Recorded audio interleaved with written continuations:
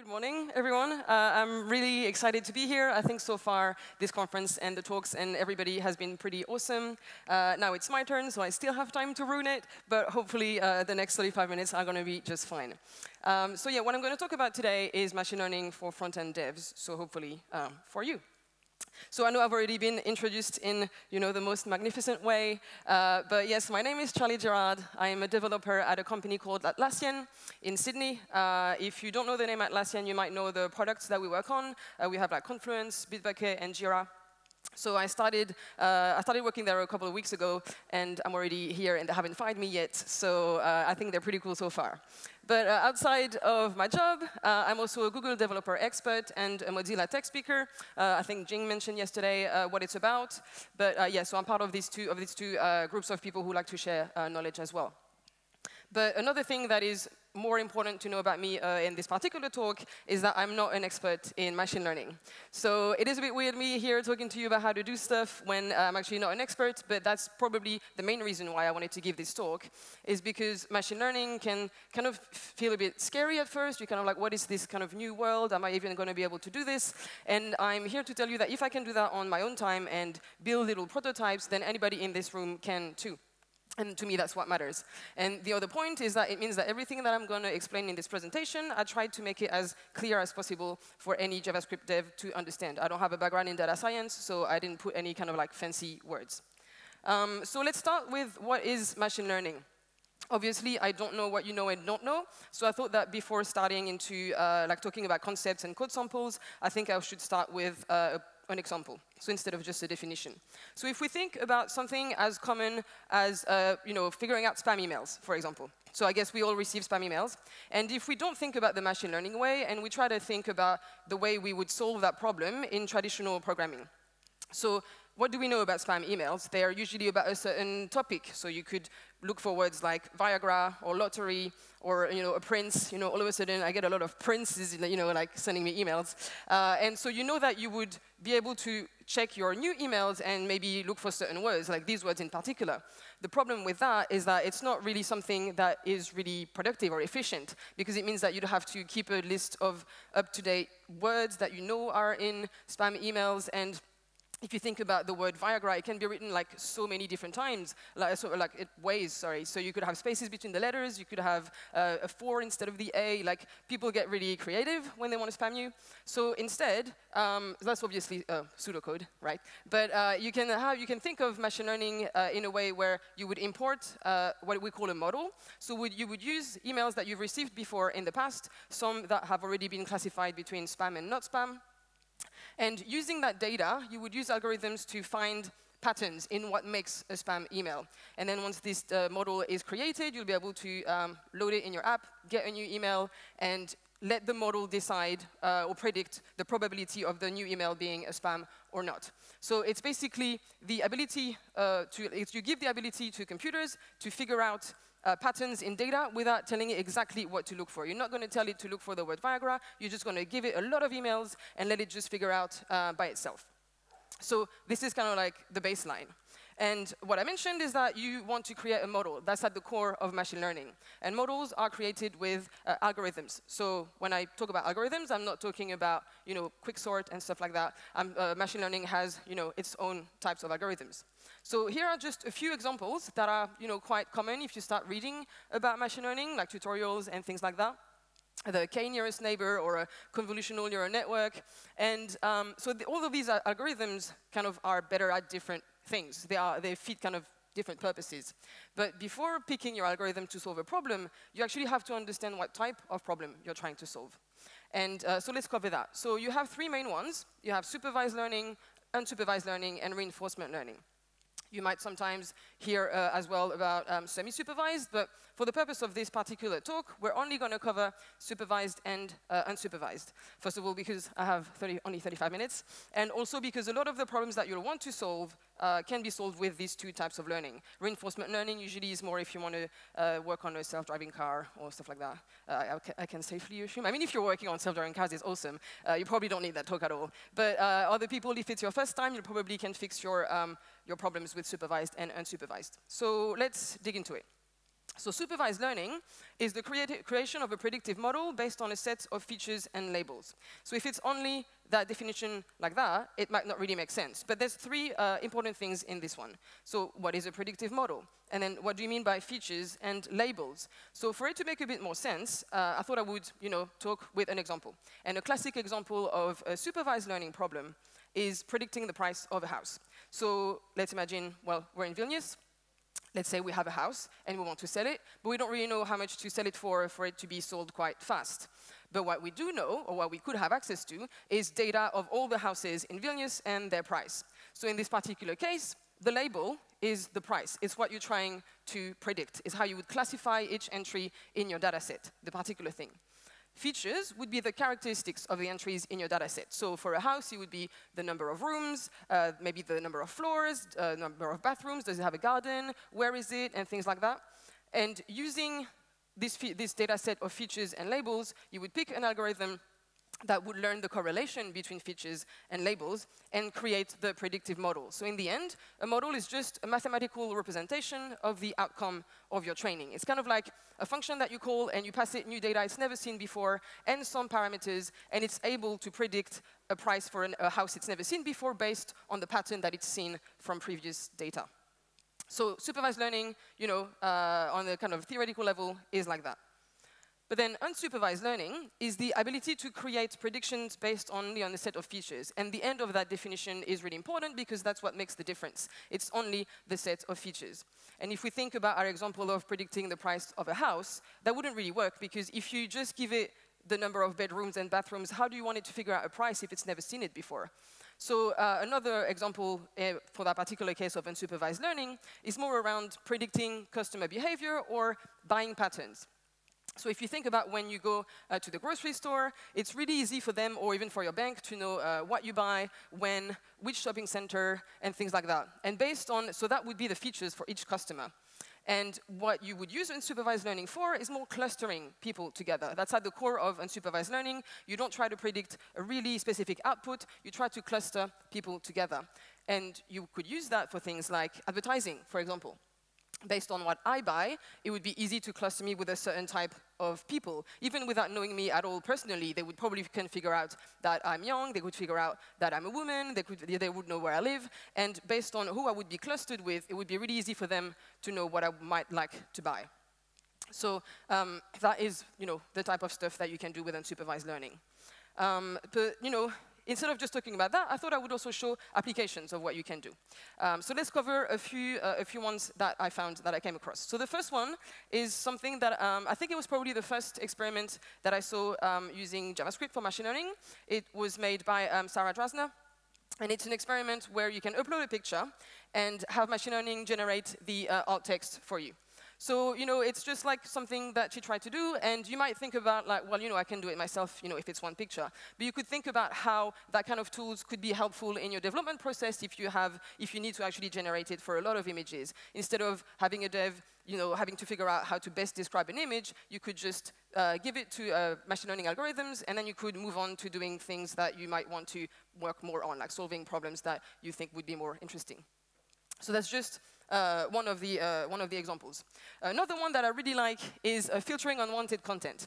So Not Safe for Work JS is a framework where you can also upload a picture, and it would give you the probability of it being content that is kind of risky to show on your website.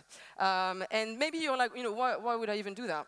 So I think to me it was really interesting because before being a dev, I worked in advertising. I was a digital producer. So sometimes when you work for brands, they want to put together competitions where people upload, customers upload their pictures, and then people can vote, and then you win, and you have a free trip kind of thing. But the thing is, usually people want to upload and see their picture live, like right away on the website, like on a gallery of images. And when you produce that kind of campaign, you want to make sure that people don't upload like naked pics or something. So that kind of thing could be like a layer before the picture is actually uploaded to the database. Instead of having a developer or any team member actually sitting down and scrolling through all the pictures, you could actually leverage machine learning to do that for you. And where it gets even more interesting is things around accessibility. So that's why I'm really glad that we talked about accessibility yesterday, because I really believe that you can actually use innovative technology and machine learning to help people in some ways. So I don't know if you came across that project, but this developer here, I'm going to say his name really badly, but it's Abhishek Singh, and I'll put a link to his blog post so you can check it out. But the concept was around, if the future of interactions with technology is voice, then what about if you can't talk? You know, like, are you just going to be totally cut off of anything that's going on? So what he did is that he used machine learning to record sign language with a video stream. He trained that with an algorithm, and then he was basically matching the video feed with words to be able to send a request to Alexa. So he could ask things like, hello, you know, what's the weather? And there's a video about it on YouTube if you want to have a look. But I thought that was a really, really interesting way of using machine learning for other things than just, you know, stuff that insurance companies or banks would do. I think it was quite creative and useful. So usually, I show a few more examples, but I actually have a surprise for the end of that talk, something that I did last night, which is always a great idea. So I'm going to move on to the next section and go back to it later. So we're at a front-end conference, so I guess you might want to know about how to do that in JavaScript. So let's talk about that now. So why, first of all? Sometimes when you talk to devs and I tell them, oh, I experiment with machine learning in JavaScript, they're kind of like, why? You know, you should do it in Python. It's like, I know that JavaScript is probably not the language that you'll go to production with, but I really like the fact that it makes that particular, you know, technology accessible to more people. Because if you know that you have to learn about machine learning, and on top of that you have to learn Python, there's a big probability that you won't even have a look at it. Because you don't, like, you know, not everybody has the luxury of time. And sometimes if you know that you can just learn the machine learning stuff in JavaScript, then you might be more susceptible to actually try. Because in the end, it ends up being the same thing that you do at work, where you get to learn how to use a specific framework. For example, if you're switching from React to Vue, well, you already know JavaScript. What you have to know is how to learn Vue, or how to work with Vue. And that's the same thing with machine learning. It's like you might have to learn a few different concepts, but in the end, with JavaScript frameworks, you'll already know how to write the code. You'll just have to understand how the framework itself works. A second reason why I think it's really important is rapid prototyping. So I do a lot of that on my own time, where I get an idea of something that I want to build, and well, I don't know if it's worth putting the time and money to actually build further. So I really like using JavaScript to just build something quickly in a couple of hours or a couple of days. And sometimes at work, if you need to convince people to, you know, give you more money or give you more time to build something more robust, you can start. You always will convince people more if you actually show them something. And then finally, there is actually a pretty big ecosystem of frameworks and modules in JavaScript to do machine learning. So, you know, maybe you're not really aware about it and you're like, oh, I don't want to try because there's only one framework. But there's actually more and more people and big companies actually putting time into making the frameworks better. So I think it's a good time to get started. So now that I tried to convince you about why you should do it, so what can you do? So you can do three things. You can start by importing an existing pre-trained model. So it's a model that has been trained with a lot of data already. It fits a specific purpose, and you can just load it and you know, reuse it. Otherwise, you can retrain an imported model. That's my favorite feature, transfer learning. So you kind of do the same as before. You import the pre-trained model, but you can add your own features and labels, and you can retrain it very quickly. And finally, you can define, train, and run models entirely in the browser, in JavaScript. So that is pretty powerful, too. So the tools that you can use for that, you might have heard of TensorFlow because it's quite popular by Google, but there's also TensorFlow.js. Some people actually don't know that there is the JavaScript version of it. You have ML5 that you can try. So sometimes TensorFlow has some words or concepts that are a bit difficult to understand if you just get started. And ML5 is actually trying to abstract that. So they make it super easy to get started. There's a lot of examples. So if you know that you don't have that much time and you just want to try a few things, I would recommend ML5. And then you have more specific ones, like the one in the middle here. It's Magenta.js, where it's about mixing machine learning and music. So I'm also really glad we had a talk about web MIDI, because I think it would be really cool to mix web MIDI and Magenta.js and create some kind of weird songs where you collaborate with algorithms. So I think it's pretty cool. Of course, there's a lot more. That's not it, but I think that would be the let's say, the bigger ones. And if you don't really want to write code, but you're still interested, you have the tools that Amazon, Microsoft, and Google put together where you can just ping an API and kind of like play with machine learning with what they have. So, okay. Now that I talked about what you can do, well, I thought I would show you because it doesn't really make sense if you can't really see what it's like. So let's start with using a pre-trained model. So as I said, it's a model that has been trained with data before, and you can just repurpose it for whatever you want. So what I built for this is an app to help me recycle. So I want to get better at recycling, but I always forget what should go in what bin. So I was thinking, can I use machine learning to actually do that for me?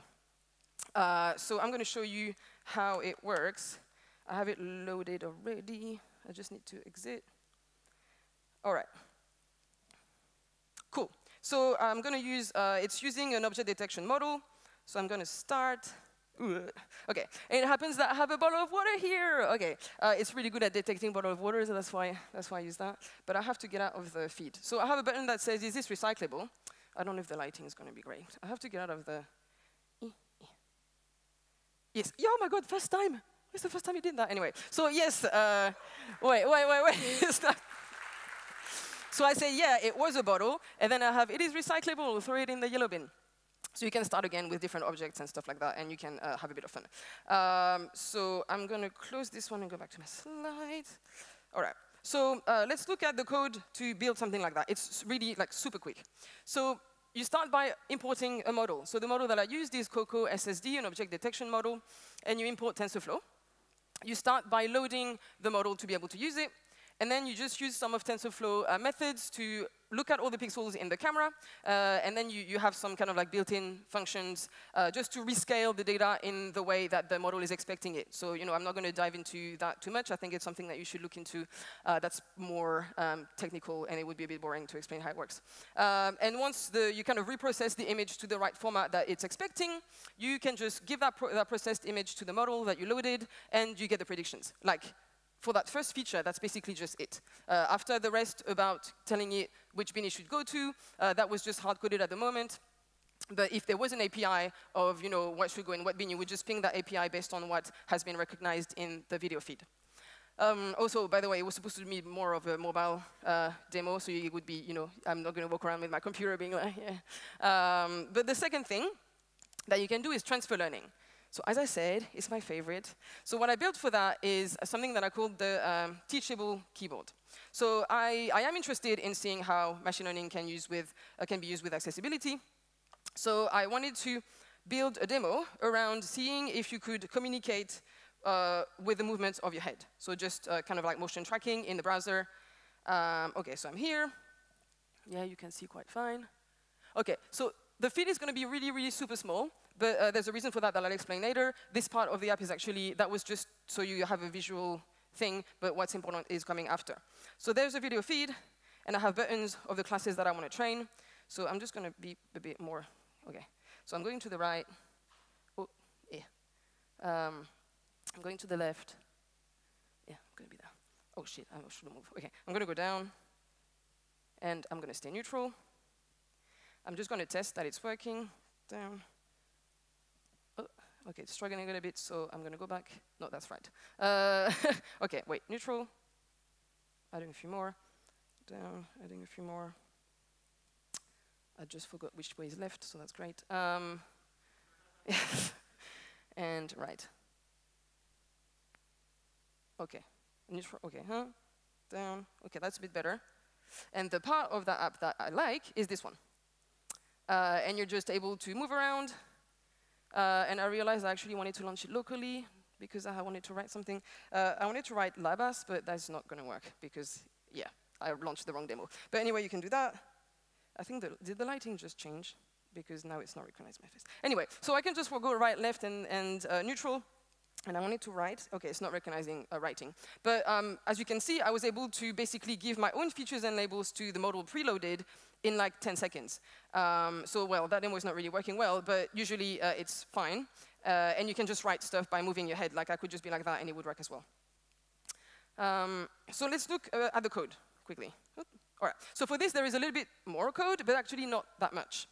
You start by importing another detection model that, this time I switched to MobileNet. That's a popular one as well. You import TensorFlow, and then you have to import a classifier. Sorry, I can't see my screen. A classifier, because what you're going to have to do is retrain on top of the model that you loaded. Then you just declare some variables. So the number of classes is, well, it was for me, but it can be anything, because I have right, left, down, neutral. So the image size of 227, this is why the camera feed was super small. The more pixels, the longer it's going to take to retrain. So I think in their example, they said, just set it to 227 because it's the way that MobileNet was trained. So if you add features on top of it, it kind of has to have the same size. You could have it full screen and then kind of like reprocess the image, but that would take a bit longer.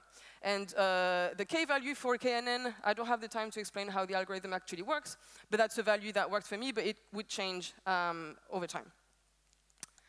Then what you do is you kind of like create your classifier, so you instantiate a KNN classifier, you load your module, you do the same thing as before where you read the pixels from the webcam, but what you do here is you kind of merge the new pixels, the new features and labels to the MobileNet that you loaded, so that then you can add that to the classifier that you just created, and in the end, predict the classes based on what the variable that you set at the beginning. And in the end, you can dispose of the images, because once the classifier is retrained with your own samples, you don't need to keep the data anymore. So that was for transfer learning. And finally, doing everything in JavaScript. So for that particular demo, I'm always a bit worried because I don't want to make anybody uncomfortable, and I don't want to go against the code of conduct. OK, I'm just going to say it. So I built a WILLY detector. But I know that if English is not your first language, I know that some people don't know what a WILLY is. So a WILLY is a penis, but I'm not talking about images. Nobody wants pictures. I'm talking about drawings. And the reason why, I think I need to tell you the reason why I did that, otherwise I look really weird. So what I wanted to do is I wanted to create something else where I wanted to have this kind of collaboration tool on the web where anybody could just join a page and draw, and you would have people drawing everywhere. And I wanted to use that then for a hardware project that would be live. And I was thinking, if I let people draw stuff on the internet, of course they're going to draw willies. And there is no way, I'm not going to sit down 24/7 trying to figure out and remove if people draw willies. So I was thinking, well, machine learning can help me do that. So I'm just going to show you quickly. I think the canvas is going to be a bit small as well. Oh, that's actually OK. First of all, again, because I would have to reprocess the image, it would take longer. And also, when I do demos, I don't really want to draw a massive willy on the screen. So that's just going to be a small one. So, yeah. That's not... Right. It's not even the worst part of this talk that comes after. So, so I'm going to draw a candle to start with. So that's a candle. I'm going to predict, and it says not willy. We're all good. That's good. So then clear. Let me just my drawing skills, you know. Yeah. And willy. So let me just clear that now. So at the moment, so it's working, right? And it's really cool because I built everything from scratch. So it means I learned a lot. At the moment, it only works with candles and willies because that's what I trained it for. But the purpose in the end would be to have a lot more drawings. So let's talk about the steps that I took to build this. And this is where the worst part comes. So you start with data collection. And so here, on the right, that's an open source data set. So it's a quick draw. So Google has put together an open source data set where they had this kind of like game online where they asked people to draw stuff, and you had like, you have 10 seconds to draw a crocodile. And they actually saved everybody's input to make it open source for that kind of project. Probably not for my kind of projects, but for other kind of projects. And the thing is that there's no way I can recognize what a willy is if it's never seen one before. So I had to build my own data set. Not that many images. I think QuickDraw has more than 200,000 samples. Of course, I did not draw that many. I think I drew about 200, which was already too much for me. OK, so that's the first step. You have to start with data. Oh, I hate this slide. Then you have to do data processing. And what data processing is in the QuickDraw data set, it's actually really like a smart talk. I mean, I know I'm kidding, but it's actually, I had to do that. Anyway, so in the quick draw data set, every picture is 28 by 28 pixels, because the smaller it is, the faster it's going to be to train. But when I drew on a web page, when I saved the images, it was basically 200 by 200. So for it to fit with the quick draw data set, I had to do data processing and resize them and kind of like crop them so that it would look a bit the same as the rest of the data set. So you have to do that as well when you do things by yourself. Then you have to split the data set between training and test. So you use 80% of your whole data set for training, so you give that to the algorithm to generate the model. And then you have to keep 20% of it for test data. And what you use that for is that when the model is generated, your test data is already labeled. So you already know Willy or Kendall. So you're going to give that to the model, and if it predicts the right thing, if the accuracy is good, then you know that your model is pretty good. Otherwise, you kind of like resplit. But basically then, after you pick your algorithm, there's no kind of like real purpose of choosing the algorithm before, but I used convolutional neural network because while reading about this, I know that it deals well with images. And, you know, I'm dealing with images, so that sounded pretty right. Then you do what we call parameter tuning. So when you ask the model to predict new samples, you don't just give it the data, you actually have to tweak quite a few parameters. It's more of an art than a science. You'll never get it right the first time. Then you train, then you get your prediction, and based on the amount of accuracy, you actually repeat these steps. And you can actually repeat them sometimes quite a lot. What do I have? OK, code sample. So this is, I really took like a small portion because there's a lot more, but I'm just going to talk to you about the steps. So you have to split your training set between training data and test data. You just create tensors, and this is where if you want to have something that's a bit easier, you should go to ML5 rather than TensorFlow.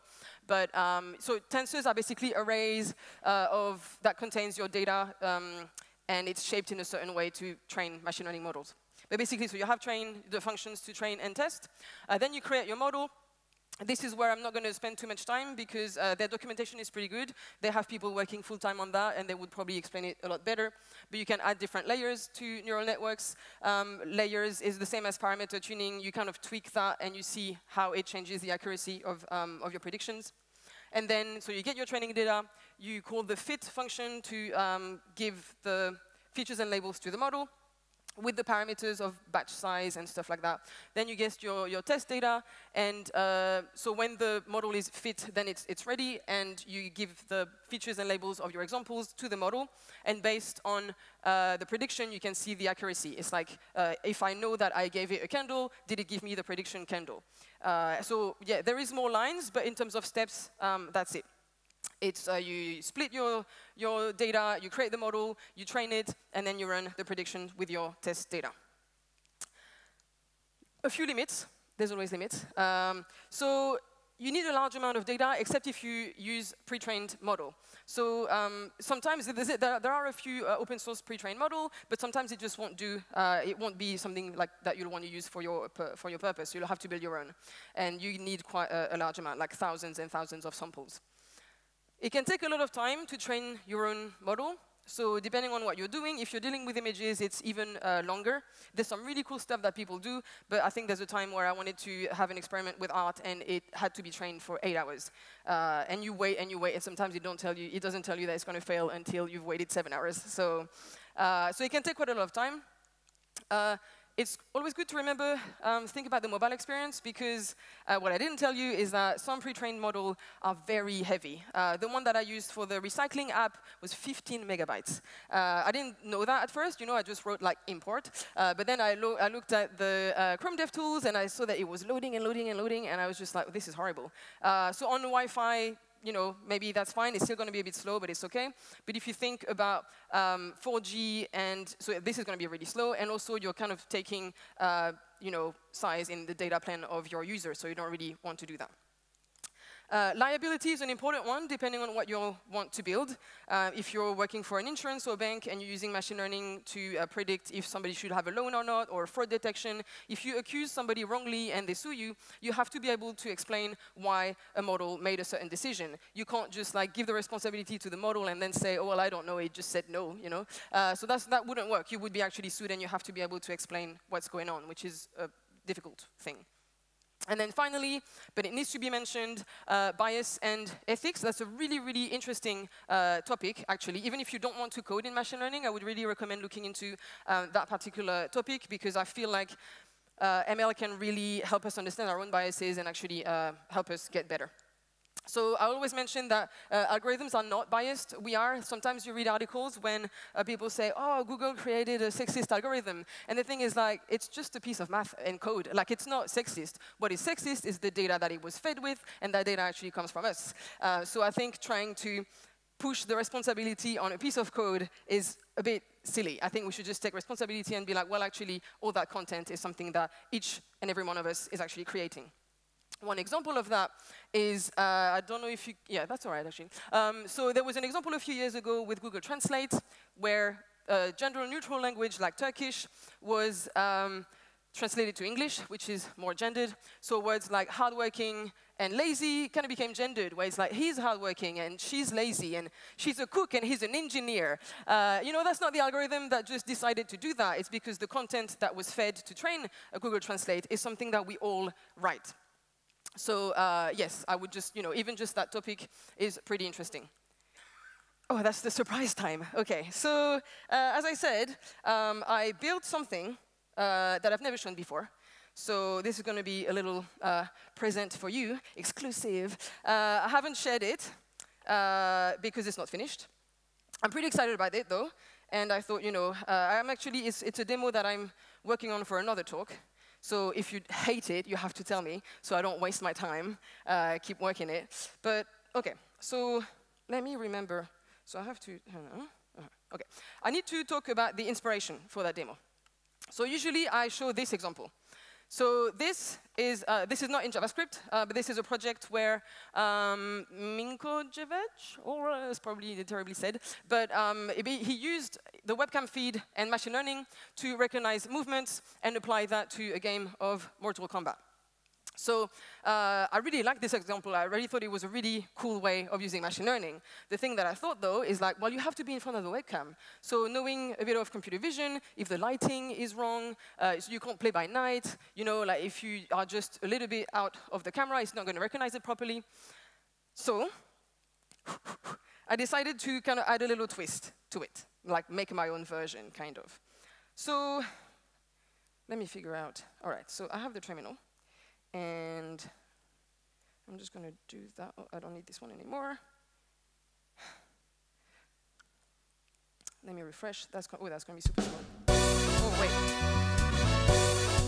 Sorry, I'm going to cut this out because it doesn't matter. Oh, that's a bit too big. OK, I have 2 minutes left. That's enough. I don't know if it's going to work. I don't know if it's going to work. I don't know if it's going to. I need to just. Come on. Right, let me try again. I know it's on. Yes, it's on. OK. I'm going to get out because I'm not using the camera. Ooh, yeah, I'm scared. OK. I'm the one on the red. OK? All right. And it fucked up. All right. Wait. Ah, damn it. Yes. OK. Try again. I'm going to maybe a bit slower. Yeah. Yes! Woo! All right, wait. So I have 3 different ones, so I'm going to try the other one. And I think it's like, fuck, I fucked up again. Let me try. I really want to. It worked well in my hotel room.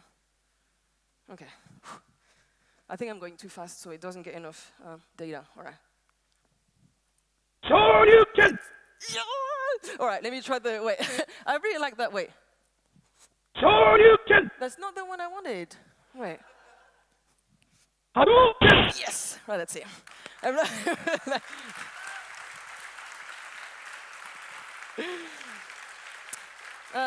So much fun. Yeah, so I've never shown that to anybody. So if you think it was really rubbish, please let me know, because then you will avoid me being really embarrassed at another conference. But the way it works is magic. I'm actually not going to tell you how it works because Well, if you want to know, you have to follow me now. No, but I mean, the talk is not ready, and I think it's a whole topic. So I'm not going to go into details, but I will share the code and blog post and more videos when I kind of like make it a bit better. But basically, I'm almost done. I just have a few resources if you want. Oh, by the way, just a detail about the previous, the Mortal Kombat stuff. Everything is JavaScript. There is absolutely no other language. Everything is JavaScript written from scratch. And yeah, that was pretty fun to work with. So here, as I said, there's a pretty big ecosystem of tools, and that's not even the entire list. There's more and more every day. Useful links if you want some courses or if you want to watch stuff about the ethics and governance of AI at MIT. That was a really interesting video. And there's a few links around using machine learning for more creative and fun experiments. And finally, as I said, if you can't be bothered to gather your own data, there are actually open source data sets and pre-trained models. So if you want to get started, that can be pretty quick. So that was it for today. Hopefully, it makes a bit more sense, and maybe you're a bit more excited. You don't have to do it at all, but at least now you know that was more like my main goal. But thank you very much.